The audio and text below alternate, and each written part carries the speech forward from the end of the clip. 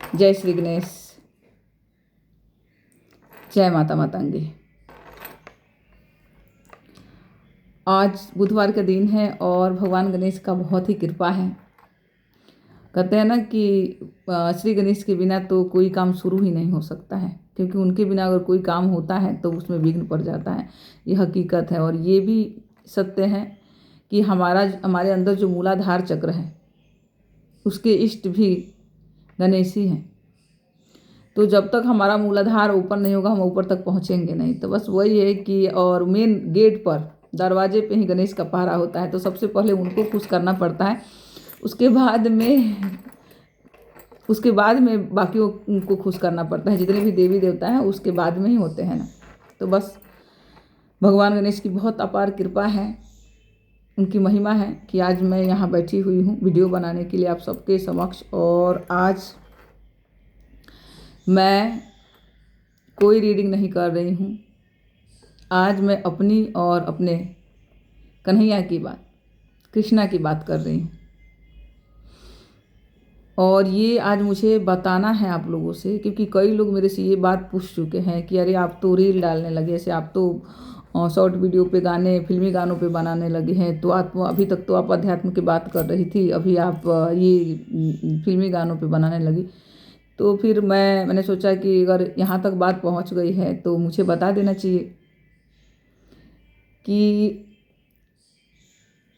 मैं ये गाना जो भी है वो मैं अपने कृष्ण के लिए ही गाती हूँ, कृष्ण के लिए ही बना रही हूँ। और उन्हीं की कृपा से, उन्हीं की मर्जी से ये बन भी रहा है।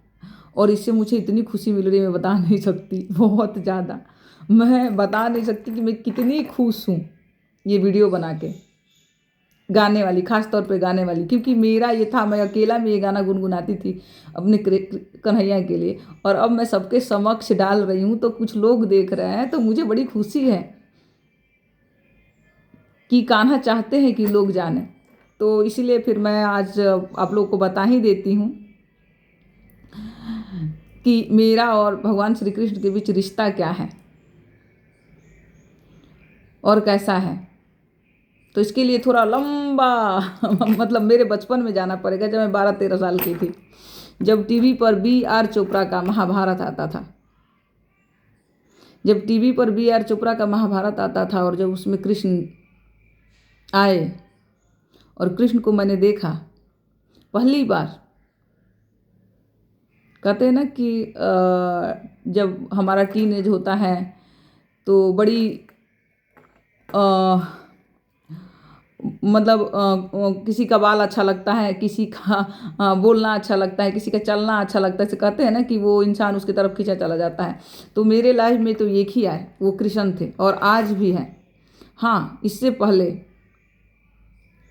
बीच में थोड़ा ऐसा उतार चढ़ाव ज़िंदगी में ज़रूर आया था, जिसकी वजह से मैं उनसे दूर हो गई थी। वो मेरे से दूर कभी नहीं हुए थे, मैं उनसे ज़रूर दूर हो गई थी, और वो भी मैं बताऊंगी। पर इससे पहले बताते हैं कि मैं जितनी भी फिल्मी गाने पे जो शॉर्ट वीडियो बना रही हूँ वो सिर्फ़ और सिर्फ मेरे किशन के लिए हैं, मेरे केशव के लिए हैं। और ये मैं अभी ही नहीं बना रही हूँ, बल्कि मैं ये गाती भी हूँ, ये मैं गाती भी थी तब। तो ये बात है तब की।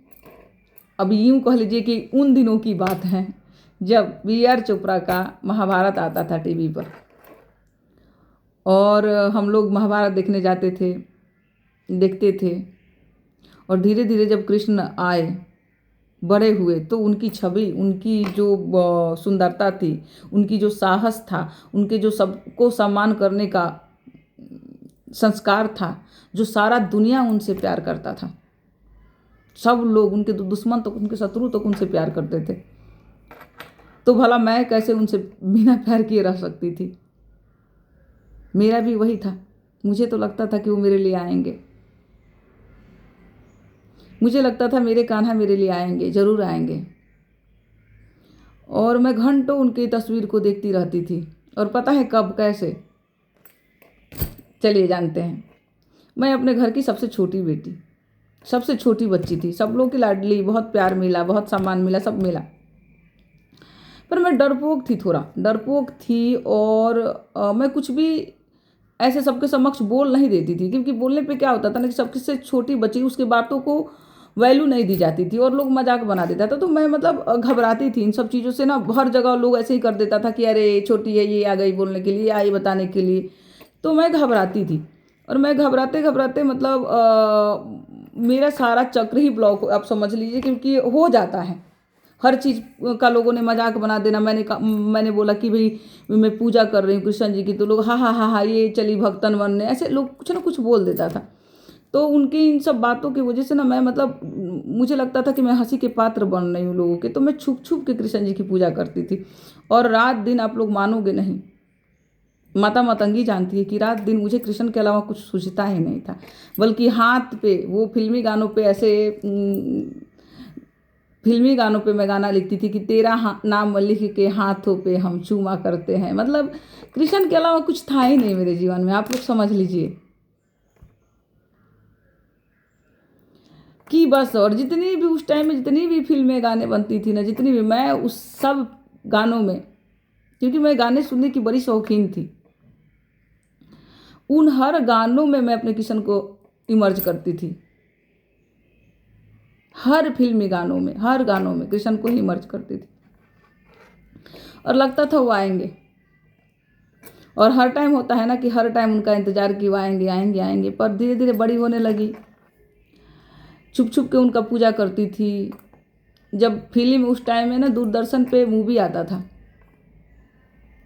और जब वो इंटरवल होता था ना, उस मूवी का इंटरवल होता था 7 या 7:30 बजे करीब ऐसे होता था, तो मैं अपने भाभी के रूम में जाके एक कृष्ण जी की बड़ी सुंदर बड़ी प्यारी सी तस्वीर थी, उस पर प्रार्थना किया करती थी हाथ जोड़ के। और जो मुझे चाहिए था, यकीन मानो आप लोग, जो मुझे चाहिए था वो मैं कामना, वो बातें मैं उनसे बताती थी कि कन्हैया मुझे ये चाहिए वो चाहिए, जो भी था। बल्कि पूरे दिन भर की बातें मैं उनसे करती थी, क्योंकि वही वो भाभी का रूम था ना, तो मुझे वही टाइम मिलता था जब सब लोग इधर टीवी में, कोई खाना बनाने में बिजी है, कोई टीवी देख रहा है, न्यूज देख रहा है, इंटरवल हुआ है तो इंटरवल में उस टाइम में बीच में न्यूज आता था। और उस टाइम में मैं अकेला पाती थी, तो वो रूम में जाके और कन्हैया से अपनी पूरे दिन की कहानी की। आज बड़ी अच्छी मूवी लगी है कन्हैया टीवी पर, और मैं तो उसमें तुम्हें ही देख रही हूँ, मतलब ये सब चीज़ें किया करती थी। और उसी बीच में कभी कभी होता क्या था कि भाभी अचानक रूम में चली गई किसी काम के लिए, तो वो डर जाती थी कि अरे कौन। फिर मैं ऐसे डर के बोलती थी भाभी मैं हूँ, मैं ना कृष्ण जी से प्रार्थना कर रही थी। तो ये चलता रहा, मतलब कुछ साल तक, 1 साल तक तो करीबन ही चलता रहा, 1 साल या 1.5 साल तक ऐसे चलता रहा। फिर धीरे धीरे सबको पता भी चल गया, क्योंकि मैं अपने इस कापी किताब हर चीज़ के पेज पे जय श्री कृष्णा लिखा ही करती थी। और मम्मी लोग को भी पता चल गया। जब मम्मी को पता चला तो मम्मी बोलती भी थी कभी कभी कि अरे ये तो मीरा के जैसी हो गई है।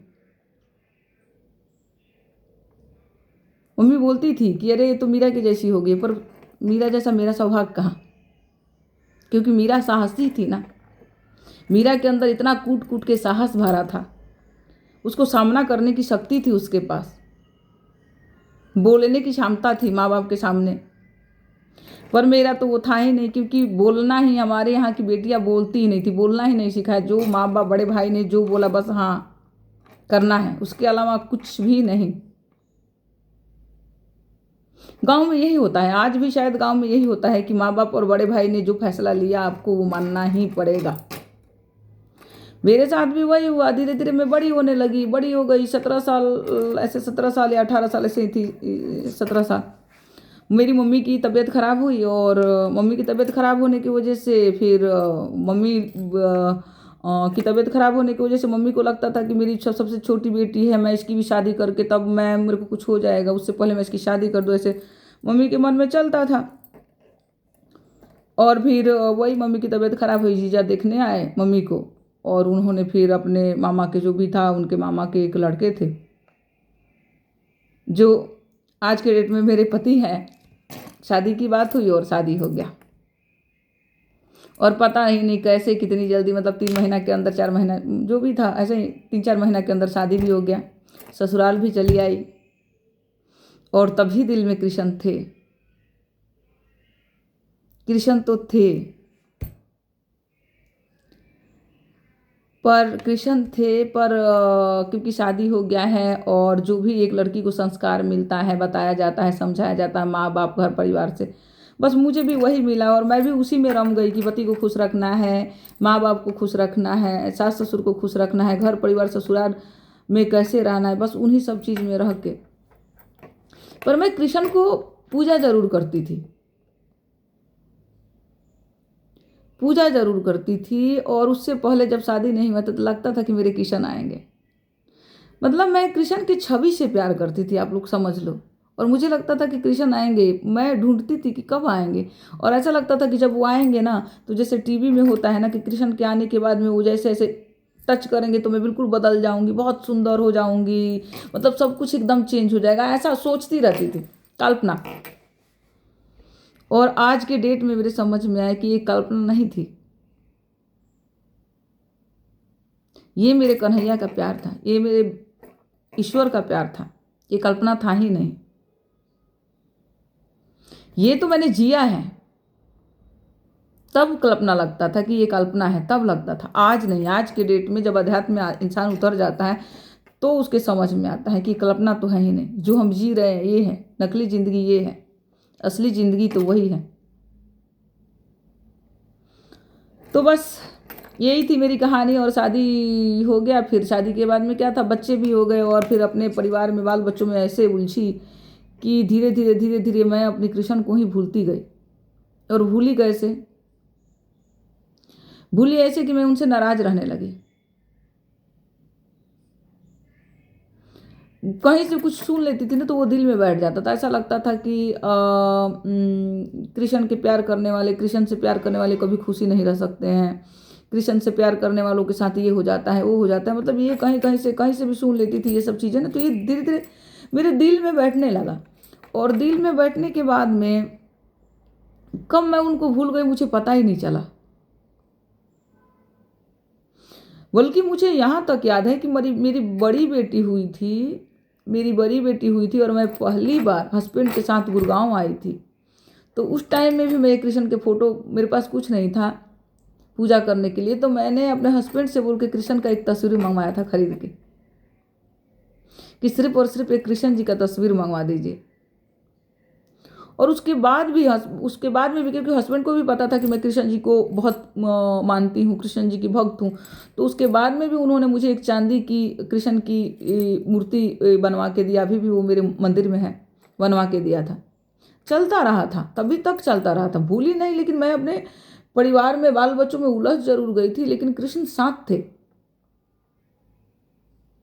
कृष्ण मेरे से दूर नहीं हुए थे। पर मैं मतलब वो था ना कि जो जो भाव मेरे अंदर पहले था वो नहीं रह गया था, जो शादी से पहले जो भाव था कि मेरे कृष्ण आएंगे, मेरे लिए आएंगे, वो भाव खत्म हो गया था। वो लगता था कि बस भगवान बस मूर्ति में ही है, मुझे उनको पूजा करना है, उनकी आरती करनी है, उनको भोग लगाना है, बस। इससे ज़्यादा कुछ नहीं रह गया था मेरे अंदर। बस यही था कि भगवान है तो पूजा करना है, भोग लगाना है, आरती करनी है। वो जो पहले वाला जो प्यार था ना कि कृष्ण मेरे लिए आएंगे, वो कब खत्म हो गया था वो मुझे नहीं पता था। पर वो तो मेरी तरफ से था ना, पर भगवान की तरफ से कभी खत्म ही नहीं हुआ था। वो तो हर समय मेरे साथ थे, हर समय मेरे साथ थे। मैंने उन्हें नहीं पहचाना, मैंने उन्हें नहीं पहचाना, तो ये तो मेरी भूल हुई ना। और आज उसके बाद में ज़िंदगी में बड़ी उतार चढ़ाव, पता नहीं क्या क्या बहुत सारी चीज़ें आई, सभी की ज़िंदगी में आती है, मेरे में भी आई। जाहिर सी बात है कि जीवन है, इस धरती पे है, कलयुग है और इस धरती पे है हम, तो दुख तो मिलेगा ही। पर इससे पहले मैं आप लोग को एक और बात बताऊं कि मैंने अपनी, जो मैंने बताया ना कि मैं सोचती थी, जो भी मूवी देखती थी लगता था कि उसमें मेन हीरो जो है वो कृष्ण है, मेन हीरो है वो कृष्ण है।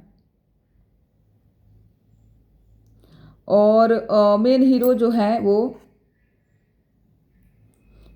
मेन हीरो जो है वो कृष्ण है। और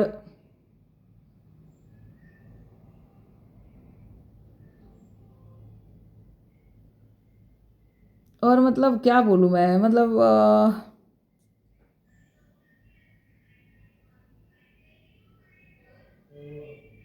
मेन हीरो कृष्ण है, वो आएंगे मेरे लिए, वो मुझे संभालेंगे, वो मुझे करेंगे। और मेरी हर कल्पना में, मतलब कोई भी मूवी देखती थी ना, मैं आप लोगों को बताऊं, बताने में थोड़ा सा कुचा रही हूँ, लेकिन मैं चाहती हूँ कि बात बताऊं, क्योंकि अगर कृष्ण की बात उठी है तो मैं बता ही दूँ कि कोई भी मूवी देखती थी तो उसका हीरो मेरे कृष्ण होते थे, और अपने आप को मैं हीरोइन की जगह पैसे सोचती थी। और मेरी कोई भी कहानी में मतलब जो भी कल्पना था, जो भी मैं कल्पना करती थी, उसमें जरा सा भी दुख नहीं था। आप मानोगे नहीं कि मतलब मेरे को लगता था कि कहीं दुख ही नहीं था, सिर्फ अच्छा अच्छा जो भी सो, क्योंकि मैं क्या बोलूँ, मैं मतलब बस हमेशा सिर्फ अच्छा अच्छा सोचती थी, कुछ था नहीं, कुछ भी बुरा सोचने के लिए नहीं था। पर फिर समय बीतता रहा, बाल बच्चों में उलझ गई। उसके बाद में पता लगने लगा, जब बड़ी होने लगी, थोड़ी बड़ी हो गई, दोनों बच्चे हो गए, उसके बाद में पता लगने लगा कि कहानी और कल्पना में तो ज़मीन आसमान का अंतर है। कल्पनाओं में ही दुख नहीं होती है, बाकी रियल कहानी में दुख, प्रॉब्लम सब कुछ होता है। और उसके बाद में मैं ज़बरदस्ती के अपने कहानी में जोड़ती थी, दुख जोड़ती थी। पर वही है ना कि अब मेरे पास है ही नहीं वो चीज़, सिर्फ कूट कूट के प्यार भरा है, तो मैं ज़बरदस्ती के दुख जोड़ूंगी तो दुख थोड़े आएगा। पर मैं जोड़ती थी, ज़बरदस्ती जोड़ देती थी कि थोड़ा ये थोड़ा वो, ऊपर नीचे ऐसे कर देती थी। पर हकीकत तो यही है कि मेरे पास, मेरे दिल में ईश्वर ने सिर्फ प्यार भरा है, सिर्फ प्यार। और दूर दूर तक कहीं कोई नकारात्मकता नहीं है। और ये अभी से नहीं, ये बचपन से ही। मैं इसलिए बोल रही हूँ कि कोई भी फिल्म हो या कुछ भी हो, मैं नकारात्मक चीज़ सुन ही नहीं सकती। मैं न्यूज़ भी नहीं देखती हूँ, आप लोग मानोगे नहीं, मेरे से न्यूज़ में भी वो सब चीज़ें दिखाई जो मार काट या बलात्कार वगैरह कुछ भी ऐसे, मैं बिल्कुल सुन नहीं सकती। मैं फिल्म में भी, फिल्म देखने की बड़ी शौकीन थी, गाने सुनने की बड़ी शौकीन थी। उसमें भी मैंने कोई भी ऐसा सीन नहीं देखा जहाँ मारपीट, मैं आंख बंद कर लेती थी, कान में उंगली लगा लेती थी। लेकिन मैं वो सब चीज़ें मुझे चाहिए ही नहीं था।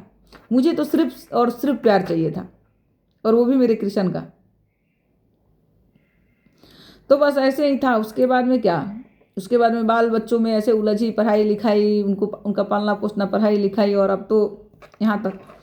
अब इस टाइम में साल 2 साल से पूजा तो पाठ तो मैं पहले भी करती थी, बहुत करती थी। लेकिन कहते हैं ना कि जब हमारी भक्ति चरण सीमा पर पहुंचता है तो हमें ज्ञान मिलता है। और जब ज्ञान मिलता है ना, तो भगवान कौन है, कहाँ है, कब आएंगे, कब हमें संभालेंगे, ये पता चलता है। तो बस अभी 2-3 साल से मुझे ये समझ में आया है कि कृष्ण तो कभी मेरे से दूर थे ही नहीं। वो हमेशा मेरे साथ थे, पल पल मेरे साथ थे। पर मैंने पहचाना नहीं उन्हें, क्योंकि मेरे अंदर वो गुण नहीं था, मेरे अंदर वो संपूर्णता नहीं थी। तो फिर हुआ क्या, फिर क्या हुआ, फिर कृष्ण ने उठा के, अपने भक्ति से उठा के मुझे व्रत त्योहार में डाल दिया कि व्रत करो। तो सोमवार करा, मंगलवार करा, शुक्रवार करा, वैभव लक्ष्मी का, ये चैनल का नाम भी वैभव लक्ष्मी 777 है, क्योंकि वैभव लक्ष्मी ने भी बहुत कुछ दिया है। वो भी कभी मैं आप लोगों को बताऊंगी कि कैसे माता वैभव लक्ष्मी की कृपा हुई। वैभव लक्ष्मी और 16 सोमवार का व्रत, ये 2 व्रत ने मेरे जीवन को ऐसा पलटा, क्योंकि दोनों व्रत बड़े श्रद्धा के साथ आज भी करती हूँ, और तब भी करती थी। और जब भी मैं 16 सोमवार के व्रत में, जब भी मैं कोई भी कामना से 16 सोमवार का व्रत करती हूँ, मेरा मनोकामना जरूर पूरा होता है। और सेम वैभव लक्ष्मी के व्रत के साथ है। वैभव लक्ष्मी के व्रत में जब भी मैंने सच्चे मन से संकल्प लिया और बोला कि माता इस कामना के लिए कर रही हूँ, तो माता वो मुझे ज़रूर देती है। और मुझे लगता है कि आप लोगों में से जो भी करता होगा उसको भी पता होगा कि ज़रूर मिलता है। पर कोरोना काल में मैंने जब 16 सोमवार का व्रत करा, तो मेरा कामना सिर्फ यही था कि भोले बाबा, मुझे आप चाहिए, मुझे भगवान का परिचय चाहिए, पहचान चाहिए। तो फिर मैं आई ज्ञान में, फिर थोड़ा ज्ञान समझी। उसके बाद में ज्ञान समझने के बाद में जब ज्ञान में उतरी तो बहुत सारी चीज़ें मतलब क्लियर होने लगा, साफ होने लगा। और उस ज्ञान को समझने के बाद में फिर मैं और ज़्यादा मेडिटेशन मेरा, और ज़्यादा मेरा जाप ताप स्टार्ट हो गया, स्तोत्र पढ़ना, जाप करना, मतलब बहुत ज़्यादा हो गया। तो वो थी मेरी शिक्षा, जो केशव ने, जो कृष्ण ने मेरे को शिव गुरु के पास भेजा कि तुम्हें कृष्ण के लायक बनाया जाए। कृष्ण के लायक बनाने के लिए मुझे शिव जी के पास भेजा गया। क्योंकि जब मैंने 16 सोमवार का व्रत किया कि बाबा मुझे आपको जानना है, तो बाबा ने मुझे भरपूर करा, अपना पूरा ज्ञान दिया, ऐसा गुरु बन के समय को गुरु बना दिया, और पल पल मुझे समझाया, पल पल मुझे सिखाया गया। और जब बाबा की भक्ति चरण सीमा पर पहुंची तो बाबा कहाँ लेके जाते हैं, बाबा मुझे पिछले साल माता मतंगी के टेम्पल बोध गया लेके गए, और वहाँ गई तो वहाँ जाने के बाद में किंतु परंतु सब कुछ खत्म। बिल्कुल मैं क्या हूँ, मुझे क्या चाहिए, मुझे क्या करना है, हर चीज एकदम नज़र के सामने, जैसे स्क्रीन पर चल रहा है, जैसे स्क्रीन पे चल रहा है वैसे हर कुछ मेरे सामने। माता मतंगी से मिलने के बाद में, और अभी तो समझ लीजिए कि कृष्ण के प्यार में फिर से अब तो पहचान भी हो गया ना कि कृष्ण कहाँ है, तो अब तो पहचान भी हो गई। तब तो पहचान ही, तब तो लगता था कि आएंगे, इंसान के रूप में आएंगे। अब तो पता है ना कि अब वो मेरे से दूर है ही नहीं, मेरे में ही है। तो बस यही है। पर अब मैं माता मतंगी के पास आई तो मुझे क्लियरिटी कैसे हुई, सब कुछ मुझे दिखने कैसे लगा। बात यहाँ आती है ना कि सब कुछ मुझे दिखने कैसे लगा, सब कुछ समझ में कैसे आने लगा। तो ये सब कुछ समझ, कहते हैं ना कि जब हमारी भक्ति चरण सीमा पर होती है ना, देखिए तो अब सिंपल थोड़ा सा समझते हैं। मेरे को ये लगता है कि जब आप कृष्ण से प्यार करते हैं ना, मुझे लगता है अपने अनुभव से, अपनी भक्ति से, कि जब आप कृष्ण की भक्ति करते हैं और कृष्ण से प्यार करने लगते हैं ना, तो क्योंकि कृष्ण तो क्या है ना, कृष्ण तो राजकुमार है ना। अब आप सतयुग का बोलिए या द्वापर का बोलिए, कृष्ण राजकुमार है, मतलब 16 काला संपन्न, सर्वगुण संपन्न। अब 16 काला संपन्न देवता किसी ज्ञानहीन से तो साथ, ज्ञानहीन के साथ तो नहीं रहेगा ना, उसके साथ आने के लिए तो ऐसा ही बनना पड़ेगा ना। तो ये समझने की कोशिश करते हैं कि कृष्ण की जब भक्ति में हम होते हैं तो कृष्ण हमें भोले बाबा से मिलाते हैं, और जब हम शिव जी से मिलते हैं और शिव जी की भक्ति, यानी शिव तो गुरु है ना, गुरुओं के गुरु शिव गुरु हैं, और जब शिव जी, जब भोले बाबा, जब देवादि देव महादेव हमें ज्ञान से सजाते हैं, ज्ञान से सजाने लगते हैं, हमारे अंदर ज्ञान भरने लगते हैं, और जब उनका ज्ञान पूरा होता है ना, तो वो हमें माता के पास भेजते हैं, माता के पास ले जाते हैं। और जब हम माता के पास जाते हैं, कोई भी माता, मैं तो माता मतंगी से मिली थी ना, आप काली माता के पास जा सकते हो, आप दुर्गा माता के पास, कोई भी माता, आप बाबा की जब भक्ति पूरी होती है तो बाबा माता के पास ले जाते हैं। और मुझे तो ले ही जाया गया वहाँ, जो 10 महाविद्या की मंत्री है माता मतंगी। तो माता मतंगी से मिलने के बाद में मेरे समझ में आया कि मुझे तो सजाया जा रहा था ज्ञान से, गुणों से, और हमारी 10 महाविद्या जो है इसी ज्ञान गुणों का एक रूप है। माता काली, माता काली कौन है? हमारे अंदर की सारी बुराइयों से हमें बाहर निकालने वाली। माता तारा, हमें ज्ञान गुणों से सजाने वाली, इस कलयुग रूपी जहर से बचाने वाली। कहते हैं ना कि बाबा को उन्होंने अपना दूध पिला के, भोले बाबा को उन्होंने, जब उन्होंने विष पान करा था तो उनकी रक्षा करी थी। तो माता हमें अपने ज्ञान से, ज्ञान दे करके हमें इस कलयुग रूपी विष से बचाती है। उसके बाद में आती है माता त्रिपुर सुंदरी, हमारे अंदर की सुंदरता को बाहर निकालती है। उसके बाद में आती है माता भुवनेश्वरी, जो 14 भुवन की देवी है, जो हर भ्रम को दूर करती है। फिर आती है माता भैरवी, जो भय पे कंट्रोल करना सिखाती है। उसके बाद में माता आ गई छिन्नमस्ता, जो हमें त्याग करना सिखाती है कि कोई भी चीज़ जो छोटी छोटी चीज़ों में कि ये मेरा है, तुम्हारा है, यहाँ तक तुम्हारा है, यहाँ तक मेरा है, जो हम उलझे रहते हैं ना, उससे निकालने के लिए माता छिन्नमस्तिका का बड़ा कृपा होता है। उसके बाद में आती है माता धूमवती हमारे अंदर की सारी बुराइयों को सोख लेती है। फिर आ गई ना माता बगलामुखी, जो हमारे और हमारे शत्रुओं के, मतलब हमारे हमारे शत्रु कौन से? हमारे शत्रु हमारे अंदर के विकार है ना, जो 5 विकार, काम क्रोध लोभ लालच ईर्ष्या द्वेष, इनको हटाती है हमसे। फिर हम आते हैं माता मातंगी की शरण में, और माता मातंगी हमारे अंदर जो छुपे हुए टैलेंट है, ज्ञान है, गुण है, उसको बाहर निकालती है। तो माता निकाल रही है, आप लोग देख ही रहे हैं ना। उसके बाद में हम पहुँचते हैं माता कमलात्मिका, मतलब माता लक्ष्मी, संपूर्ण पूर्णता।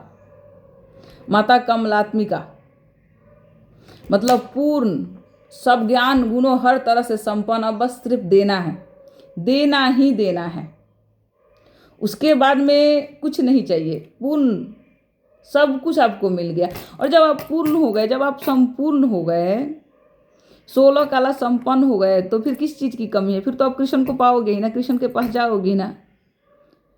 तो उसके बाद में हम कृष्ण को प्राप्त करते हैं, और तब कृष्ण हमारे अंदर पता चलता है। इतना स्ट्रगल करने के बाद में पता चलता है, अध्यात्म में इतनी गहराई में, इतनी डीप में आप जाओगे, तब पता चलता है कृष्ण तो हमारे अंदर बैठे हुए हैं। मैं तो कृष्ण से कभी अलग ही नहीं थी, कृष्ण तो हमारे अंदर है। और जब कृष्ण हमारे अंदर है, तो मैं इस मुंह से जो भी बोल रही हूँ वो मेरे कृष्ण के लिए है, और किसी दूसरे के लिए नहीं है, सिर्फ और सिर्फ कृष्ण के लिए है। और बस यही मुझे आप लोगों को बताना था कि मैं जो भी बोलती हूँ, जो भी करती हूँ, मेरे केशव के लिए ही है, और अभी भी नहीं, क्योंकि मुझे वो फिल्मी गानों पे मुझे अपने कृष्ण को याद करके मुझे इतनी आनंद आ रहा है कि मैं और भी बनाऊँगी, आगे भी बनाऊँगी। बस इतना ही आप लोगों से कहना है कि अगर आप लोगों को मेरी वीडियो अच्छी लग रही तो मुझे सपोर्ट कीजिए, लाइक सब्सक्राइब ज़रूर कीजिए, बस यही रिक्वेस्ट है। और जय श्री कृष्णा बोलिए प्रेम से, वो आपके पास में है, वो आपके भी पास हैं, बस आप उन्हें पहचानिए। जय श्री कृष्ण, जय माता मातंगी।